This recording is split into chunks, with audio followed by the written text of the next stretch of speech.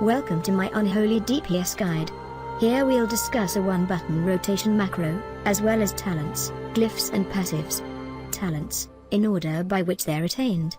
Unholy Blight, a short-activated plague-spreading effect. Anti-magic zone, a stationary zone that reduces spell damage taken. Death's Advance, a movement speed increase and gap closer. Death Pact, an activated heal from an undead minion. Runic Empowerment, Death Coil provides passive rune regeneration. Gorfien's Grasp, pulls the target to the caster's location. Suggested glyphs for an Unholy Decay. Anti-Magic Shell, absorbs all incoming magic, and reduces its cooldown based off absorption remaining. Increases Pestilence's radius by 5 yards. Fall from greater heights without taking damage. Army of the Dead no longer taunt their target. Summons a Geist minion instead of a ghoul.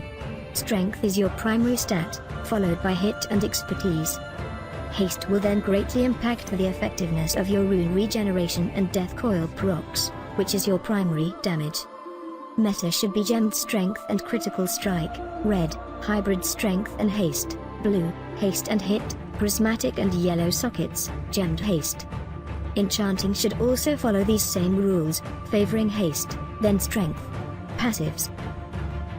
Ebon Plaguebringer. Increases disease damage by 60%. Also, Plague Strike causes frost fever, blood plague, and physical vulnerability for 30 seconds. Master of Ghouls. Raise Dead does not have a limited duration, its cooldown is also reduced. Mastery, Dreadblade, increases all shadow damage done by 1%.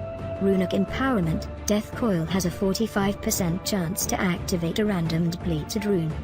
Reaping, runes spent on Pestilence, Festering Strike, or Blood Boil become a death rune when they activate, counts as any rune. Shadow Infusion, your successful Death Coils empower your ghoul's damage by 10%, stacks up to 5 times. Sudden Doom, the cost of Death Coil is reduced by 20%, auto attacks have a chance to make your Death Coil cost no runic power. Unholy Presence, increases haste by 20%, and movement speed by 15%. These abilities, combined in a macro, will help you understand how to play an Unholy Decay. Horn of Winter, generates 10 runic power, and increases the attack power of all party members by 10%. Plague Strike, instantly deal weapon damage plus 466, and infect the target with blood plague and frost fever. Null. Only begins again when the cast sequence is reset. 0. Does nothing, but allows other lines to trigger, until pressed again. Festering Strike, instantly deal 200% weapon damage plus 540, and increase the duration of blood plague and frost fever. Death Coil, instantly deal shadow damage to the target. Scourge Strike, instantly deal 135% weapon damage plus 597. The total damage is increased by 25% for each disease on the target, dealt as shadow damage. Scourge Strike. Festering Strike. Death Coil.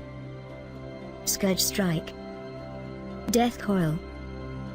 Scourge Strike. Death Coil. Festering Strike.